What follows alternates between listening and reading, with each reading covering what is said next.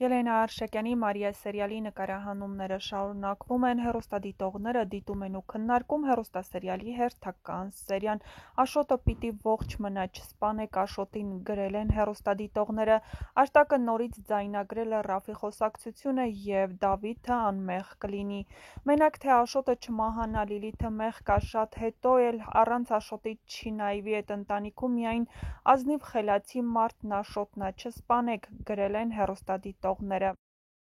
Ով անիմաստ հոգնեցնում եք, մի երկարացրեք, ինչ եք սովորեցնում, որ բարի մի եղեք կպատժվեք, չարին չեք պատժում, բարի մարդկանց եք մշտապես ցավեցնում, սխալ է, շատ սխալ։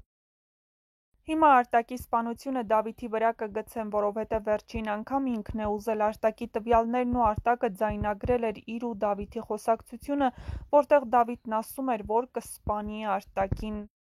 Դավիթ, քեզ շատ մի երևակայի, Նոնային ես դասեր տալիս, գրել են հեռուստադիտողները, բայց Արտակի ու Դավիթի վեճի ժամանակ ոնց որ տեսախցիկ կար, վերևից էր նկարում, համակարծիք եք։